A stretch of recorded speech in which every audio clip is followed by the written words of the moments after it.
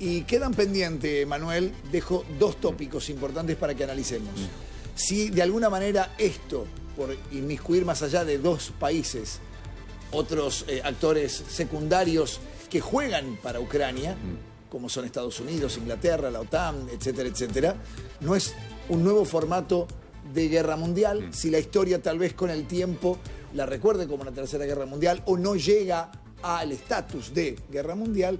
Y esto que te decía, se están repartiendo el mundo.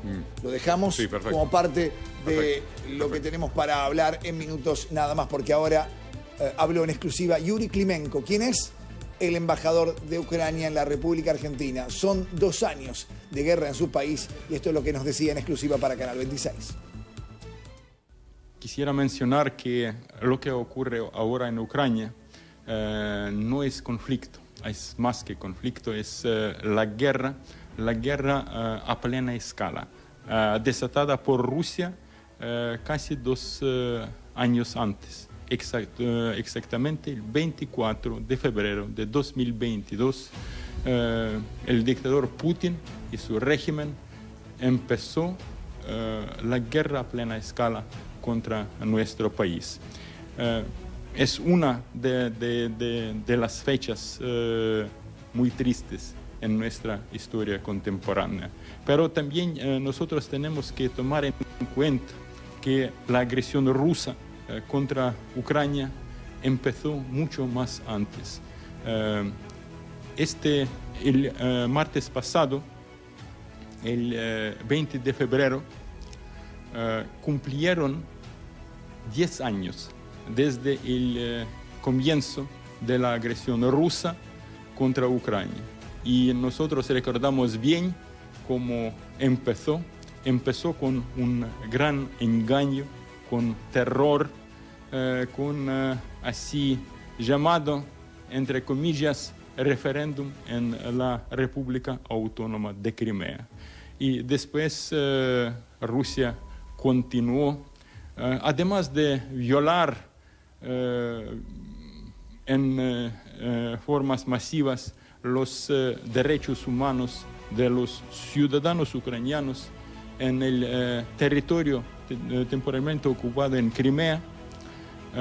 Rusia empezó a desestabilizar la situación en el este y sureste de Ucrania, realizando las hostilidades y preparándose como nosotros todos vimos, preparándose mejor para la invasión a plena escala que ocurrió casi 2 años antes. Esta fecha ocurrió, como yo he dicho, una invasión a plena escala. Rusia empezó a atacar Ucrania en diferentes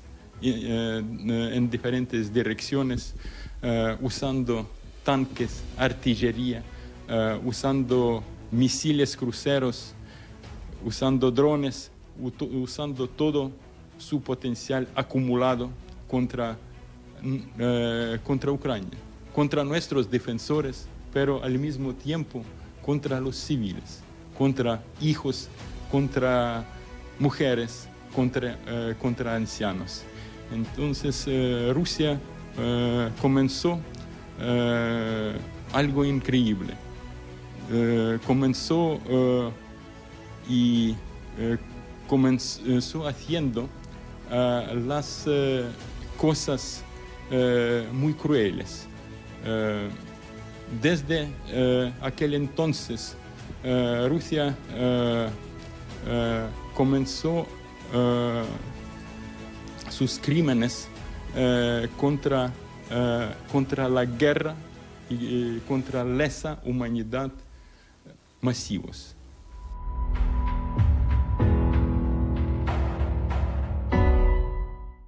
En exclusiva, a 2 años de la guerra, la palabra de Yuri Klimenko, el embajador ucraniano en la República Argentina, y pone de manifiesto otro detalle más de otra guerra que se suma a estas mismas batallas, que es la guerra dialéctica.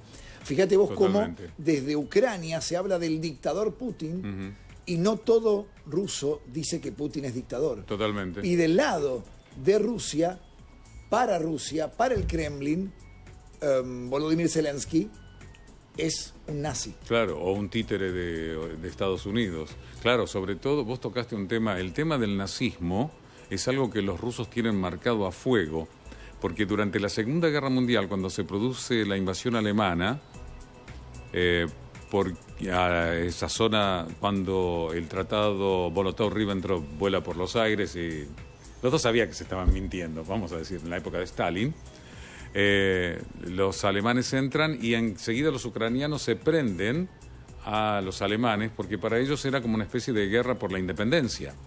¿Qué pasa? Aparece un Stepan Bandera, la creación de simbología nazi, que se utiliza, los azovitas, es decir, el grupo Azov, estuvieron utilizando. No es que un grupo tuviera simbología similar, son decididamente nazis.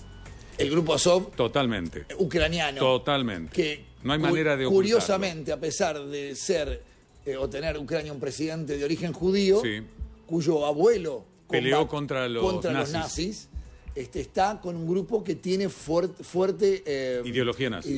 Totalmente. Y de ahí es que Rusia utiliza en esta guerra dialéctica, estamos en contra de los nazis. Queremos desnazificar Ucrania. Pero además, nosotros acá en el Canal 26, Marcelo García hizo un especial sobre el grupo Azov, donde se dio toda la información. De hecho, Stepan Bandera en un momento ya se dio vuelta contra los alemanes y después lo terminaron liquidando.